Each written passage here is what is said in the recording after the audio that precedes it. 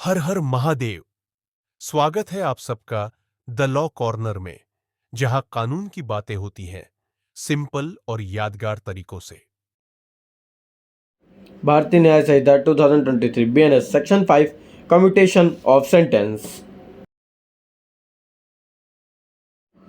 Section 5 Commutation of sentence. The appropriate government may, without the consent of the offender, commute any punishment under this Sahita to any other punishments they according with Section 474 of the Bharatiya Nagrik Suraksha Sahita 2023. Meaning, commutation means reducing or changing the type of punishments given to a person without removing the punishment completely. In simple way, देखो commutation का मतलब होता है कि किसी आदमी की सज़ा को हल्की कर देना। मतलब सज़ा तो मिलेगी लेकिन उसके जो सज़ा के टाइप है उसको वो बदल दी जाएगी। जैसे फांसी की जगह पे उम्र कैद दे दी जाएगी। That's it. Point 2. Government's power. The power to commute a sentence lies only with the appropriate government, not with the court और any private person. In simple way ये पावर सिर्फ सरकार के पास होती है, या तो स्टेट गवर्नमेंट या सेंट्रल गवर्नमेंट। कोर्ट या आम आदमी यह सज़ा नहीं बदल सकता। कोई भी हो वो, एनी पर्सन, वो चेंज नहीं कर सकता। ये सिर्फ सेंट्रल गवर्नमेंट या फिर स्टेट गवर्नमेंट बदल सकती है। Point 3. Consent not required. The government can change the punishment without asking the person. His her permission is not needed. In simple way, इसमें सबसे अलग बात यह है कि जिस आदमी की सज़ा बदली जा रही है उसकी मर्जी लेना ज़रूरी नहीं होता है। चाहे वो मना करे, सरकार फिर भी सज़ा बदल सकती है। चाहे उसका मन हो चाहे ना हो, पर सरकार के ऊपर है। उसकी सज़ा बदलना चाहे तो बदल देती है, बिना विदाउट एनी परमिशन, बिना उसके किसी भी परमिशन के।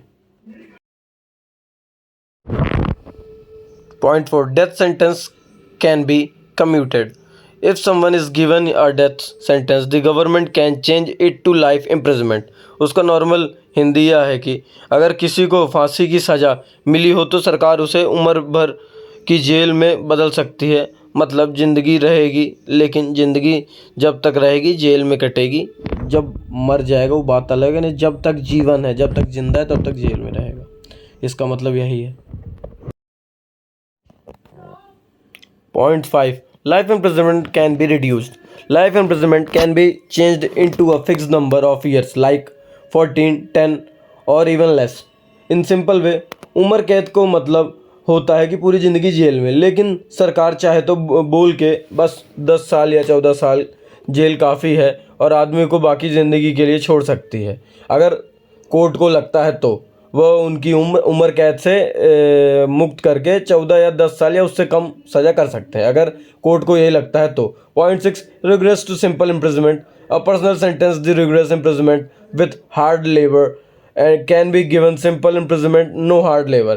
In simple way, अगर किसी को सख्त कैद मिलती है तो जिसमें उसे जेल में काम करना पड़ता है, तो सरकार उसको नॉर्मल जेल में बदल सकती है, जहां बस बंद रहना होता है, काम नहीं करना होता है। सरकार चाहे तो उसकी सख्त मतलब जिसे हम कहेंगे रिग्रेस इम्प्रिजनमेंट से सिंपल इम्प्रिजनमेंट में चेंज कर सकते हैं, सरकार चाहे तो। That's it.